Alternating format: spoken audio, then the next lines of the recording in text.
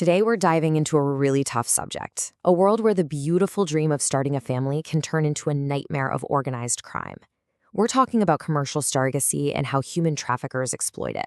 You know, to really fight the darkness, you first have to understand exactly how it works.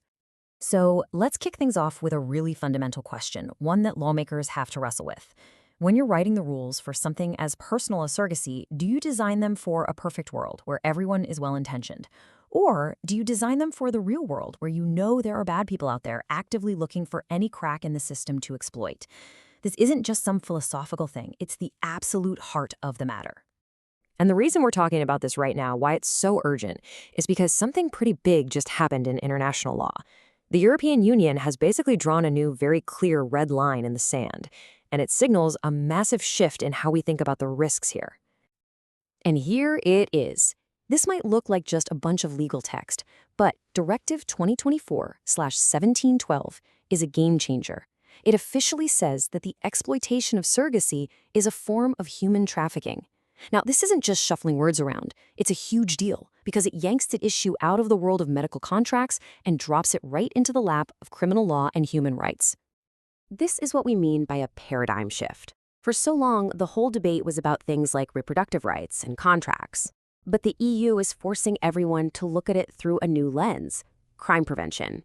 It's an admission of a very harsh reality. Whenever you have vulnerable people and huge amounts of money in the same place, organized crime is going to come sniffing around. So how does it actually happen? How can a process that's meant to bring so much joy get twisted into a profit machine for criminal networks? Well, let's open up the playbook these organizations are using. You know, the craziest part is that the system's strengths are also its biggest weaknesses. The very people who are supposed to help, the clinics, the lawyers, the brokers, they can be corrupted. They can become the actual infrastructure for these crimes, providing this shiny veneer of legitimacy that hides all the ugliness happening right underneath. Now, to make things as confusing as possible, and to stay one step ahead of the law, criminals use what investigators call the triangular crime route. It's deviously simple. As you can see, they find a surrogate in one country, do the medical stuff in a second country, and then have the baby delivered in a third. It's an international shell game that makes it almost impossible for any one country's police to connect all the dots. And just look at the lengths they'll go to. This isn't a simple lie. We are talking about sophisticated, complex crimes. They're setting up shell companies, using offshore accounts, forging official documents like birth certificates, and even faking DNA tests. They'll even force the surrogate mother and the intended father to pretend they're a couple to fool the authorities. It's deception on a whole other level.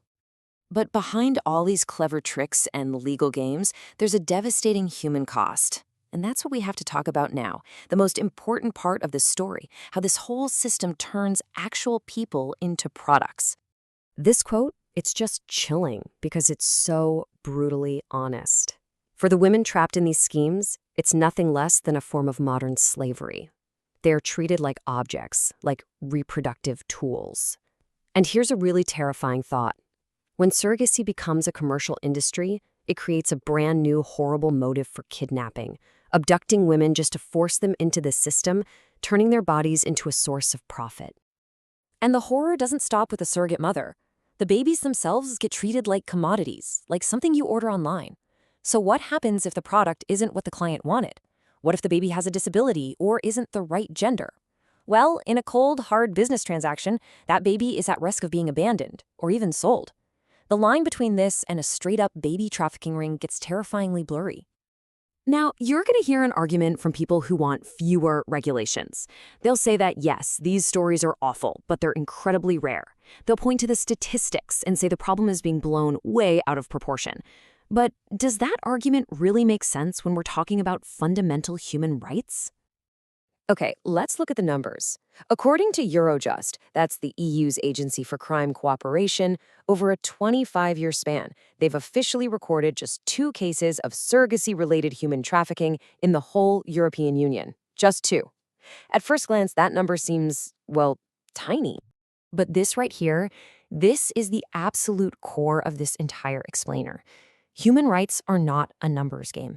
Every single one of those cases is a living, breathing person whose life has become a tragedy. You cannot use a small number to justify deregulation because even if only one person's rights are destroyed, that is an absolute, non-negotiable bottom line. The whole point of the law is to protect that one person. It's also really important that we're clear about the role of medical professionals. As you can see, there's a world of difference between someone who is actively helping the criminals, like a doctor selling fake DNA reports, and someone who is passively involved. A doctor just providing standard care to a woman with no idea she's being trafficked is simply doing their job. But the goal has to be empowering these doctors and nurses to be vigilant gatekeepers, to spot the red flags. So, why is this whole system so vulnerable to criminals in the first place? This table basically tells the whole story. It's a legal patchwork. A total mess of inconsistent laws all across Europe. Some countries ban it, some allow it, and a lot of them are just stuck in this legal gray zone. For organized crime, this chaos is a paradise. It lets them play one country's rules against another's, just like in that triangular crime route we saw earlier. Okay, so we've looked at the crime, we've seen the devastating cost, and we've untangled the legal chaos. So what's the big takeaway here? What's the one principle we absolutely have to hold on to? It really all comes down to this. The true purpose of a strong law isn't just to manage the things we think are likely to happen. Its purpose is to build an unbreakable firewall against the absolute worst things that could happen. It's about building a system that can stand up to those bad people we talked about at the very beginning. And in the end, this whole thing forces us to face the really profound question you see on the screen. The moment you commercialize life, you start to chip away at something fundamental.